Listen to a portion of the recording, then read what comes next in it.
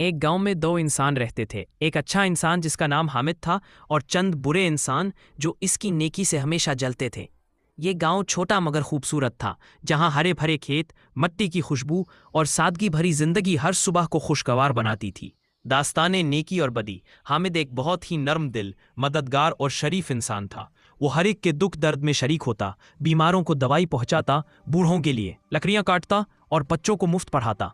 गांव के लोग इसकी इज्जत करते थे, लेकिन कुछ लोग ऐसे भी थे जिन्हें इसकी नेकी पसंद नहीं थी।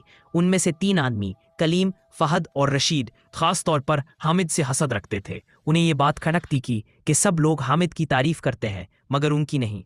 वो अक्सर कहते, ये इतनी नेकी क्यों बिखेरता है? आखिर इसमें ऐसा क्या खास है? हम भी तो इसी गांव के रहने वाले हैं।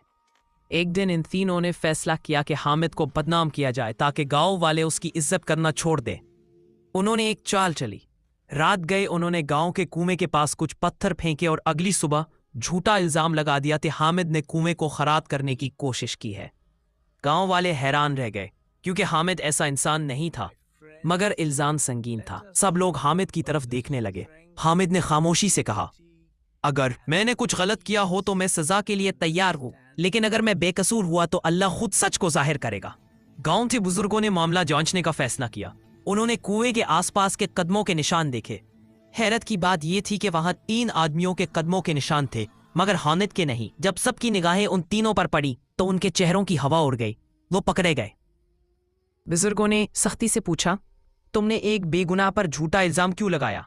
आखिरकार वो तीनों शर्मिंदगी से अपनी जुर्म का एतराफ कर बैठे। गांव वालों ने उन्हें डांटा और कहा, नेकी पर हसद करने वाले खुद अपनी इज्जत खो देते हैं। हामिद ने आगे बढ़कर उन तीनों को माफ कर दिया।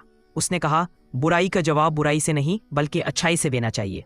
अगर मैं तुम्हें मुआफ नहीं करूंगा तो मैं तुम जैसा ही हो जाऊंगा। उसकी ये बात सुनकर गांव वालों की आंखों में एहतराम मजीद बढ़ गया। तीनों बुरे इंसान भी शर्मिंदा होकर उससे माफी मांगने लगे। उस दिन के बाद उन्होंने अपनी आदतें बदलने की कोशिश की और हामिद की नेकी से सीखने लगे।